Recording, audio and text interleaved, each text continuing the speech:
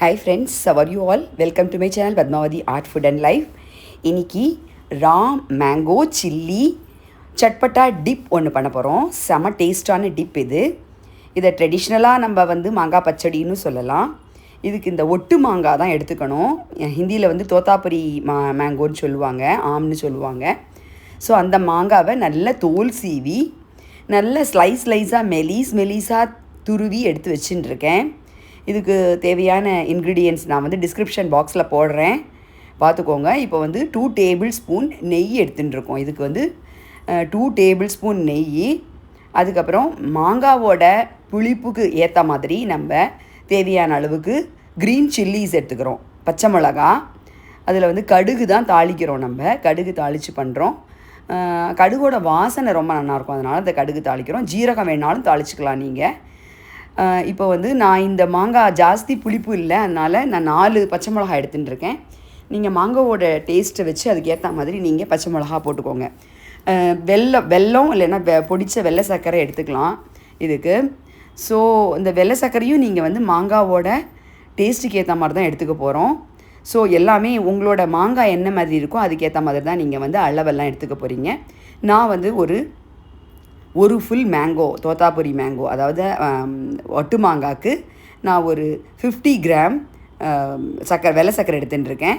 இப்போ அந்த மாங்காய் வேகிற அளவுக்கு கொஞ்சமாக 1 டீஸ்பூன், ஒரு சிட்டிகன்னு கூட சொல்லலாம், 1 டீஸ்பூன் சால்ட்டு போட்டுருக்கேன். அப்போ தான் அந்த எல்லா டேஸ்ட்டும் என்ஹான்ஸ் பண்ணி ரொம்ப நல்லாயிருக்கும். இதில் சால்ட்டு, புளிப்பு, உப்பு, காரம், திதிப்பு எல்லாம் இருக்கும். ஒரு அருமையான டிப்பு இது. நீங்கள் எல்லாத்துக்கும் தொட்டுண்டு சாப்பிட்லாம்.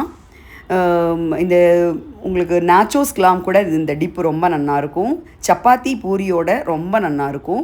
ஸ்பெஷலி அந்த காலத்துலலாம் ட்ரெடிஷ்னலாக இந்த மாதிரி பண்ணி வச்சுட்டு வத்த குழம்பு சாதம், வெந்தய குழம்பு சாதம், இதுக்கெல்லாம் இதை தொட்டுப்பா.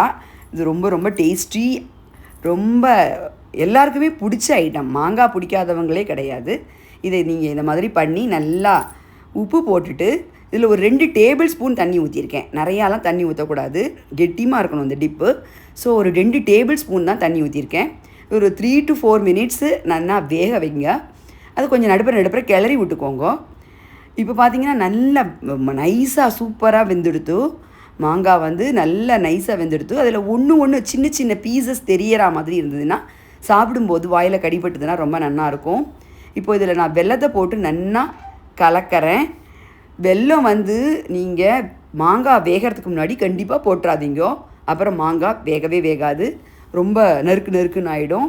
மாங்காய் நல்லா வெந்ததுக்கப்புறம் ஒரு 3 to 4 மினிட்ஸு நல்லா மாங்காவை வேக வச்சுட்டு அதுக்கப்புறமா வெல்லத்தை போட்டு நல்லா கலந்து கெட்டிமாக ஆற வரைக்கும் நல்லா கலந்து வைங்க. இது ரொம்ப நல்லா இருக்கும், டேஸ்ட்டாக இருக்கும். எல்லாத்தோடையும் தொட்டுன்னு சாப்பிட்லாம். கண்டிப்பாக எல்லோரும் ட்ரை பண்ணுங்கள். Please subscribe my channel Padmavathi art food and life. Please share with your friends. Please comment. இது ட்ரெடிஷ்னல் ஐட்டம் தான், இது பக்கா ட்ரெடிஷ்னல் ஐட்டம் தான். இது நம்ம குழந்தைங்களுக்கு, இந்த காலத்து குழந்தைங்களுக்குலாம் டிப் அப்படின்னு சொல்லி கொடுத்தோம்னா சாப்பிடுவாங்க. பச்சடி அப்படின்னா அது அந்த காலத்து பேராக போயிடுறதுனால அதுங்க கொஞ்சம் என்ன அப்படின்னு பார்க்கும். So it's a very different tasty dip. Try பண்ணுங்கள் கண்டிப்பாக. Bye bye, thank you.